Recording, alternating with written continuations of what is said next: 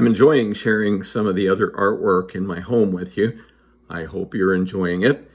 I think every piece has so much to tell. It tells about our aesthetic. It tells us about what connects with us. And the longer we have something, I think the more it has to say about us, that we cherish it and that we cherish it for certain reasons. There is an artist named George Carruth who works with garden sculptures and works mostly in concrete. And he has a great hand and he does some beautiful work. A lot of what he does are outdoor things.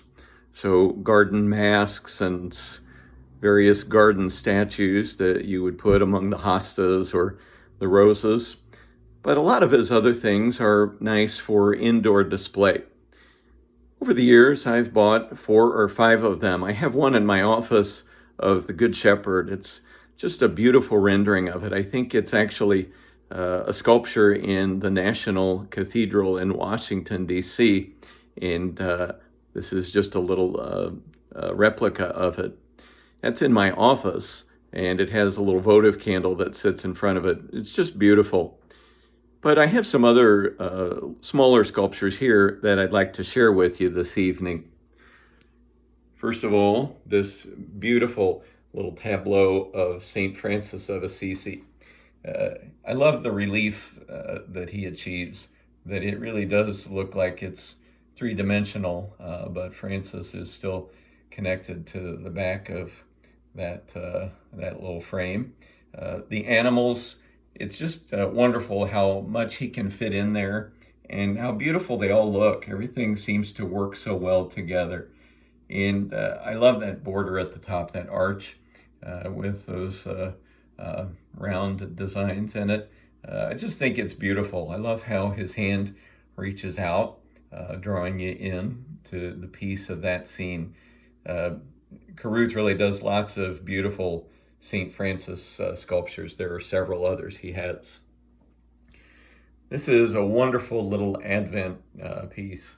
I love the word peace and the way Joseph and Mary are wrapped together around Jesus. There's such a nice family warmth there that is really beautiful. It's a nice solid piece. It weighs enough, it's substantial, and it really beautifully occupies a place of its own here on the mantle. I have a couple more to show you. I love this little dove. Just, again, the word peace and a dove with an olive branch.